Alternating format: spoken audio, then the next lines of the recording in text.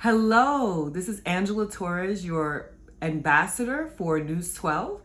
And today we're going to be talking about the Situation Room. The Situation Room was launched during the time of COVID-19 as a multi-agency partnership that provided a single point of contact for rapid information sharing between the Department of Education, Department of Health and Mental Health, and the Test and Trace Corps.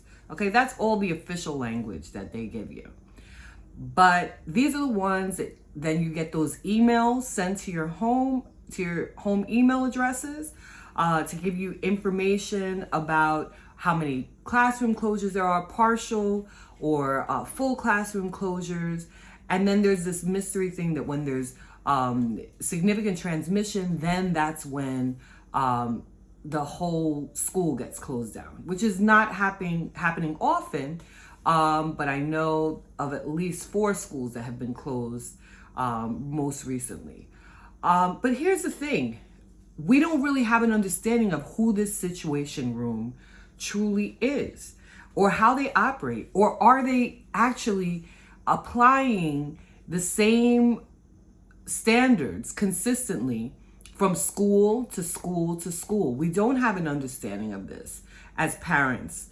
And it's really difficult. As you see the numbers going up in your school, and first it's 1, 2, 3, 4, 5, 6, 7 cases, and seemingly, no information about, what is it that determines a partial classroom closure versus a full classroom closure, and no information as to under what conditions do they consider it a school-wide transmission where you have to close the school altogether.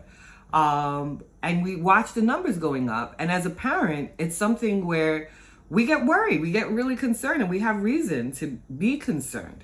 Where is the Situation Room when it comes to coming to meetings? Like, I've never been to, and I go to a lot of parent meetings on all different levels. I've never been to a meeting yet where they've had people come from the Situation Room. And I think that's super important. How is it that they are applying these standards, not only in my daughter's school, but across the board? And is it being applied consistently? How is it that they're determining partial classroom closure versus full classroom closure? How is it that they're determining who's been a close contact and who's the contact of a contact? How does this whole thing really work? And here's the thing. Our kids are the ones at the end that are impacted. Because if your child is identified as a contact of a contact, you may not receive any information about that. But who's to say that they weren't sitting next to Sally, who's sick, and has been exposed? I'm not talking about just sitting in the classroom. I'm talking about sitting in the cafeteria. I'm talking about sitting in recess. Is all of that being captured? What does this process even look like? We have to dig deeper into this. This is very important. We are calling upon the Situation Room to give us answers. I had a situation, speaking of the Situation Room, where a couple of weeks ago, they came to my house from the Test and Trace. Why? Because they said that they wanted to see how my daughter was doing because she had been a contact. And they said that had happened 9 days ago and that the next day she could go back into school. Well, guess what? My daughter was in school. My daughter was in school at that moment.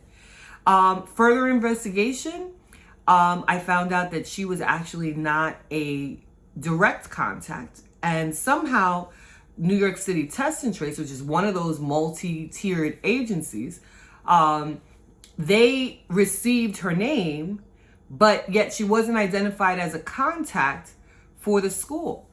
That's not the fault of the school, but there's an issue with the Situation Room. Because why is it that someone is showing up at my house in order to address this when I myself was unaware that this was an issue? And how many other parents is this happening to? If this is something that's happening to you, you should reach out to News 12 and let them know, because this is a real problem. And we need to see, who is this situation room? Why is it that they are having inconsistent policies applied?